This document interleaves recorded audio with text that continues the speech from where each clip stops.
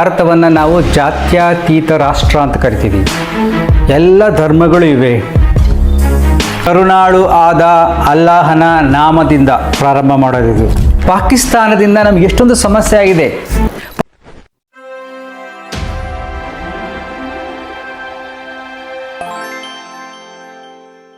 ನಮಸ್ಕಾರ ಸ್ನೇಹಿತರೆ, ಈಗ ನಾನು ಮಾಡತಕ್ಕಂಥ ಈ ವಿಡಿಯೋದ ಮುಖ್ಯ ಉದ್ದೇಶ ಧರ್ಮಾತೀತವಾಗಿ ದೇಶ ಪ್ರೇಮವನ್ನು ಬೆಳೆಸಿಕೊಳ್ಳುವುದು.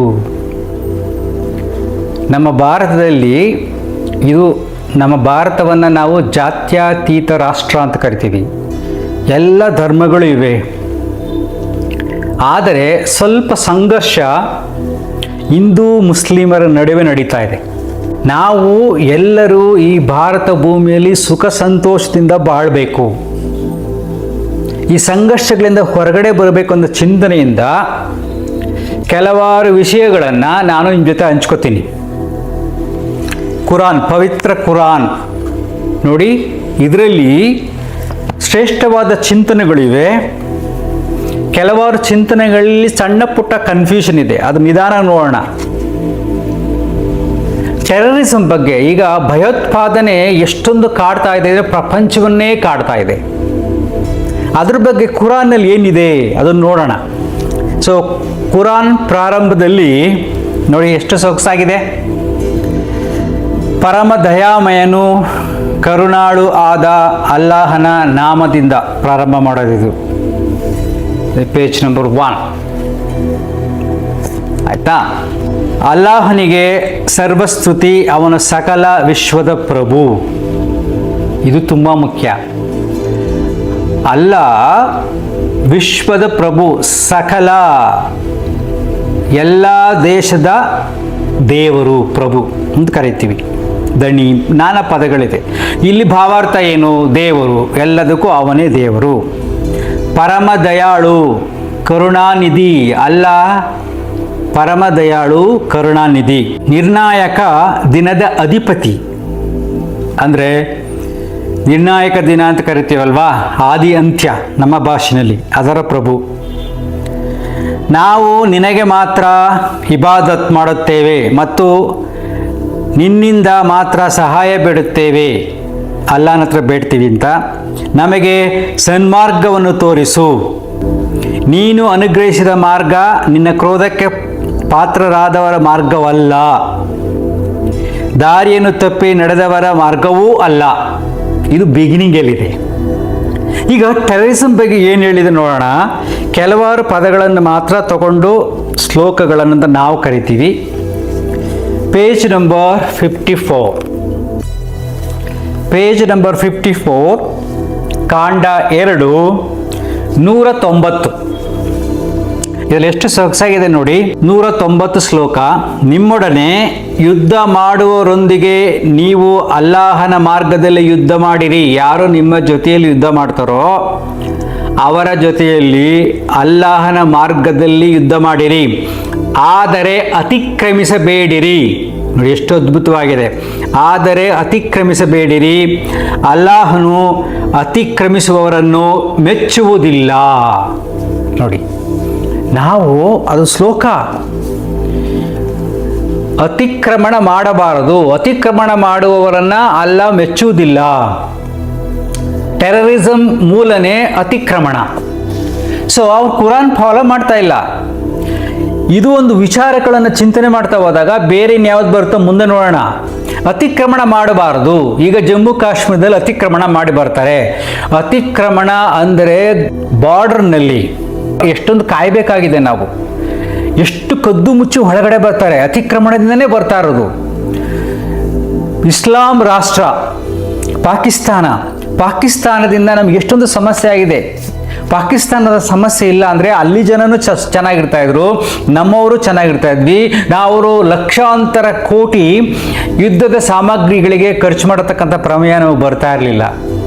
ಎಷ್ಟೊಂದು ವೀರರು ಯೋಧರು ಬಾರ್ಡ್ರಲ್ಲಿ ಸಾಯ್ತಾ ಇದ್ದಾರೆ ಅಲ್ವಾ. ಚಳಿನಲ್ಲಿ, ಮಳೆಯಲ್ಲಿ, ಬಿಸಿಲಲ್ಲಿ, ಹಿಮದಲ್ಲಿ ಕಾಯ್ತಾ ಇದ್ದಾರೆ. ನಾನು ರೀಸೆಂಟಾಗಿ ನೋಡ್ಕೊಂಬಂದಿನಿ ಎಷ್ಟು ಯೋಧರು ಎಷ್ಟು ಕಷ್ಟಪಡ್ತಾರೆ ಅಂತ, ಆರ್ಮಿನವರು. ಅದಕ್ಕೆಲ್ಲ ಕಾರಣ ಏನು? ಅತಿಕ್ರಮಣ, ಭಯೋತ್ಪಾದನೆ, ನ್ಯಾಯದ ಚಿಂತನೆ ಇಲ್ಲ, ನ್ಯಾಯ ಅಂದ್ರೇನು ಗೊತ್ತಿಲ್ಲ. ಸೊ ಮೂಲ ಉದ್ದೇಶವೇ, ಕುರಾನ್ನ ಮೂಲ ಉದ್ದೇಶವೇ ಅವರು ಅರ್ಥ ಮಾಡ್ಕೊಂಡಿಲ್ಲ. ಎಷ್ಟು ಸೊಗಸಾಗಿ ಹೇಳಿದ್ದಾರೆ. ಹಾಗೆ ನೋಡಿ ಅದ್ರ ಭಾವಾರ್ಥವನ್ನು ಎಕ್ಸ್ಪ್ಲೇನ್ ಮಾಡ್ತಾ ಹೋಗ್ತಾರೆ. ಅಧಿಕಾರಿಗಳ ಲಂಚ ಕೊಟ್ಟು ಅವರಿಂದ ಅನುಚಿತ ರೀತಿಯಲ್ಲಿ ಪ್ರಯೋಜನ ಪಡೆಯಲು ಪ್ರಯತ್ನಿಸಿದಿರಿ. ನೋಡಿ, ಅಧಿಕಾರಿಗಳ ಲಂಚ ಕೊಟ್ಟು ಅದರಿಂದ ಅನುಚಿತ ರೀತಿಯಲ್ಲಿ ಪ್ರಯೋಜನ ಪಡೆಯಲು ಪ್ರಯತ್ನಿಸಿದಿರಿ ಎಂಬುದು ಇದರ ಒಂದು ಅರ್ಥ. ಅದರ ಇನ್ನೊಂದು ವಾಕ್ಯ ಏನೆಂದರೆ, ಈ ಸಂಪತ್ತು ಅನ್ಯರಿಗೆ ಸೇರಿದ್ದು ಎಂದು ನಿಮಗೆ ಚೆನ್ನಾಗಿ ತಿಳಿದಿರುವಾಗ ಅವನ ಬಳಿ ತನ್ನ ಸ್ವತ್ತಿನ ಬಗ್ಗೆ ಯಾವುದೇ ಆಧಾರವಿಲ್ಲ ಅಥವಾ ಹೇಗಾದರೂ ಮಾಡಿ ಅದನ್ನು ಕಬಳಿಸಲು ನಿಮಗೆ ಸಾಧ್ಯವಿದೆ ಎಂಬ ಕಾರಣಕ್ಕಾಗಿ ಅದರ ಮೊಕದ್ದಮೆಯನ್ನು ನ್ಯಾಯಾಲಯಕ್ಕೆ ಕೊಂಡೊಯ್ಯದಿರಿ. ನ್ಯಾಯಾಧೀಶರು ಮೊಕದ್ದಮೆಯ ವಿವರವನ್ನು ನೋಡಿ ಸಂಪತ್ತು ನಿಮಗೆ ಒದಗಿಸಲೂಬಹುದು, ಆದರೆ ಅದೆಂದು ನಿಮ್ಮ ನ್ಯಾಯಸಮ್ಮತ ಸ್ವತ್ತಾಗದು. ಎಷ್ಟು ಚೆನ್ನಾಗಿ ಹೇಳಿದ್ದಾರೆ ನೋಡಿ. ಯಾವುದರ ಆಸ್ತಿ ಮೇಲೆ ಲಂಚ ಕೊಟ್ಟು ಒಬ್ಬರ ಮೇಲೆ ಪ್ರಭಾವ ಬೀರಬಾರ್ದು, ಇವನು ಆಸೆ ಪಡಬಾರ್ದು. ಜೊತೆಗೆ ನ್ಯಾಯಾಲಯಕ್ಕೆ ಹೋಗಿ ನ್ಯಾಯಾಲಯದಲ್ಲಿ ನಿಮ್ಮ ಪರವಾಗಿ ನ್ಯಾಯ ಬರುತ್ತೆ ಅನ್ನೋದಾದರೂ ಕೂಡ ಆ ಸ್ವತ್ತು ನಿಮ್ಮದಲ್ಲ. ಎಂಥ ಅದ್ಭುತವಾದ ವಾಕ್ಯ. ಈ ಚಿಂತನೆಯಲ್ಲಿ ಅವರು ಯೋಚನೆನೇ ಮಾಡಿಲ್ಲ. ಬರೀ 2 ಪದಗಳು ಸಾಕು. ಅತಿಕ್ರಮಣ, ನ್ಯಾಯಾಲಯದಲ್ಲಿ ನಿಮಗೆ ಸ್ವತ್ತು ಕೊಟ್ಟರೂ ನೀವು ಅದನ್ನು ಸ್ವೀಕರಿಸಬಾರದು ಅಂತ ಅಲ್ಲ ಹೇಳಿರೋದು ಅಲ್ವೇನ್ರಿ? ಇದನ್ನ ಯಾಕೆ ಅರ್ಥ ಮಾಡ್ಕೊಂಡಿಲ್ಲ? మరి ಯಾಕೆ ಮೊದಲಿನಿಂದ ಸುಮ್ಮ ಅತಿಕ್ರಮಣ ಮಾಡಿ ಭಯೋತ್ಪಾದನೆ ಎಲ್ಲ ಕಡೆ ಮಾಡ್ತಾ ಇದ್ದಾರೆ? ಈಗ ನೋಡಿ, ಈಗ ಪ್ಯಾಲೆಸ್ಟೈನಲ್ಲಿ ಆಯಿತು, ಇಸ್ರೇಲ್ಗೆ ಸಡನ್ನಾಗಿ ಅತಿಕ್ರಮಣ ಒಳಗಡೆ ಹೋಗಿ 100 ಜನನ್ನು ಕೊಂದರು, ದರ್ಶನ ಕಿಡ್ನಾಪ್ ಮಾಡ್ಕೊಂಡು ಹೋದ್ರು. ಅದು ಹೋದ ಮೇಲೆ ಯುದ್ಧ ಸ್ಟಾರ್ಟ್ ಆಯಿತು. ಮಾಡಿದ ತಪ್ಪು, ಅತಿಕ್ರಮಣ ಮಾಡೋದ್ರು, ನ್ಯಾಯಸಮ್ಮತವಾಗಿ ಎಲ್ಲೂ ಕೇಳಲಿಲ್ಲ. ಒಳಗಡೆ ಹೋದ್ಮೇಲೆ ಈಗ 40,000 ಜನದ ಮೇಲೆ ಪಾಪ ಹೆಂಗಸರು ಮಕ್ಕಳು ಸತ್ತಿದ್ದಾರೆ ಪ್ಯಾಲೆಸ್ಟೈನ್ನಲ್ಲಿ. ಇನ್ನೂ ಯುದ್ಧ ನಡೀತಾ ಇದೆ.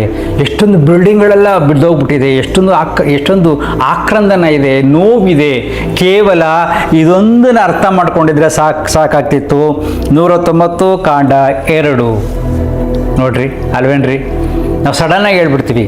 ಇದು ನಾನು ಈ ಭಯೋತ್ಪಾದನೆ ಅಂತ ಬಂದಾಗ ಈ ವಿಷಯವನ್ನು ತಗೊಂಡು ನಾನು ಮುಂದೆ ಚರ್ಚೆ ಮಾಡಿದ್ದೀನಿ. ನನ್ನ ಮೂಲ ಉದ್ದೇಶ ಏನಪ್ಪ ಅಂದರೆ, ಕೆಲವರೆಲ್ಲ ನಾನು ಮಾತಾಡ್ಬೇಕಾದ್ರೆ ಹಿಂದೂ ಧರ್ಮ ವಿರೋಧಿ ಅಂತಾರೆ. ನಾನು ಹಿಂದೂ ಧರ್ಮ ವಿರೋಧಿ ಅಲ್ಲ, ಇಸ್ಲಾಂ ಧರ್ಮ ವಿರೋಧಿ ಅಲ್ಲ, ಕ್ರಿಶ್ಚಿಯನ್ ಧರ್ಮ ವಿರೋಧಿ ಅಲ್ಲ, ಬುದ್ಧ ಧರ್ಮ ವಿರೋಧಿ, ಯಾವುದೇ ಧರ್ಮದ ವಿರೋಧಿ ಅಲ್ಲ. ಆ ಧರ್ಮಗಳ ಹೆಸರಿನಲ್ಲಿ ಮಾನವೀಯತೆಯನ್ನು ಕಳೆದುಕೊಂಡು ಬೇರೆಯವ್ರನ್ನು ಮಾಡತಕ್ಕಂಥ ಆಕ್ರಮಣದ ವಿರೋಧಿ, ಬೇರೆ ಧರ್ಮದ ಮೇಲೆ ಸರಿ ತಪ್ಪುಗಳೆಂಬ ಚರ್ಚೆ ಮಾಡುವುದರ ವಿರೋಧಿ. ಯಾವ ಧರ್ಮವೇ ಆಗಲಿ, ಇಸ್ಲಾಂ ಧರ್ಮವೇ ಆಗಲಿ, ಹಿಂದೂ ಧರ್ಮವೇ ಆಗಲಿ, ಬುದ್ಧ ಧರ್ಮವೇ ಆಗಲಿ, ಅವರು ಬೇರೆಯವರ ಮೇಲೆ ಅವರದು ಸರಿ ಇಲ್ಲ ಅಂತ ಹೇಳುವುದು ತಪ್ಪು. ಮಾನವೀಯತೆ ತುಂಬ ಮುಖ್ಯ. ಎಲ್ಲರನ್ನು ಸಮಾನವಾಗಿ ಸ್ವೀಕಾರ ಮಾಡಬೇಕು. ಎಷ್ಟು ಸೊಗಸಾಗಿ ನ್ಯಾಯಾಲಯದಲ್ಲಿ ನ್ಯಾಯಾಧೀಶರೇ ನಿಮಗೆ ಆ ಪ್ರಾಪರ್ಟಿ ಕೊಟ್ಟರೆ ತಗೋಬೇಡಿ ಅಂತ ಅಲ್ಲ ಹೇಳ್ತಾರೆ. ಅರ್ಥ ಆಗ್ತೀಯಾ? ಎಂಥ ಸತ್ಯ ಇದೆ ನೋಡಿ. ಸೊ ಈ ದಿಶೆಯಲ್ಲಿ ಯೋಚನೆ ಮಾಡ್ತಾ ಹೋಗೋಣ, ಕೆಲವರು ಚಿಂತನೆಗಳನ್ನು ಮಾಡೋಣ. ನಮ್ಮ ಭಾರತ ದೇಶದಲ್ಲಿ ಎಲ್ಲ ಧರ್ಮದವರನ್ನು ಗೌರವಿಸಿ ಭಾರತೀಯರಾಗೋಣ.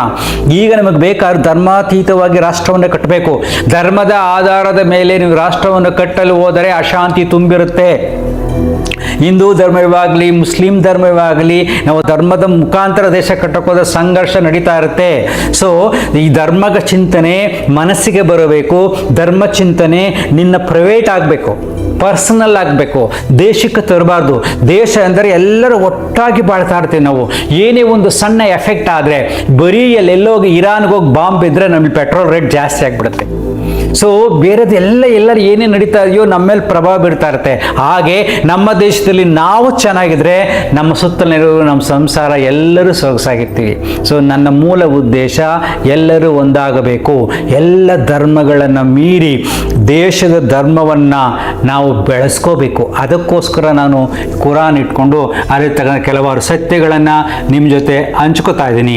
ನೋಡೋಣ ಸರಿ ಇದೆಯೋ ತಪ್ಪಿದೆಯೋ ಅದನ್ನು ವಿಮರ್ಶೆ ಮಾಡೋಣ. ಇನ್ನೊಂದೊಂದು ಪಾಯಿಂಟ್ ಇದೆ, ಇದರ ಎಷ್ಟು ಸೊಗಸಾಗಿದೆ ಅಂದರೆ, ಇಸ್ಲಾಂ ಧರ್ಮದಲ್ಲೂ ಮೂಢನಂಬಿಕೆ ಇತ್ತು. ಆ ಮೂಢನಂಬಿಕೆಯನ್ನ ಅವರು ಬದಲಾಯಿಸಿದ್ದಾರೆ. ಅರ್ಥ ಆಗ್ತಿದೆಯಾ? ಈ ಕಾಲಘಟ್ಟದಲ್ಲಿ ಈ ಚಿಂತನೆಯಲ್ಲಿ ಕೆಲವಾರು ವಿಚಾರಗಳನ್ನು ಮನನ ಮಾಡಿ ಚರ್ಚಿಸಿ ಬದಲಾಯಿಸುವ ಅವಕಾಶವಿದೆ. ಕುರಾನ್ನೆಲ್ಲ ಹೇಳಿದ್ದಾರೆ, ಅದು ಮುಂದಿನ ಎಪಿಸೋಡಲ್ಲಿ ಮಾಡ್ತೀನಿ. ಅಲ್ಲಿದ್ದಂಥ ಮೂಢನಂಬಿಕೆಯನ್ನು ಹೇಗೆ ಬದಲಾಯಿಸಿದ್ದಾರೆ ಅಂತ ಅವರೇ ಹೇಳಿದ್ದಾರೆ, ಬದಲಾಯಿಸಿದ್ದೀವಿ ಅಂತ.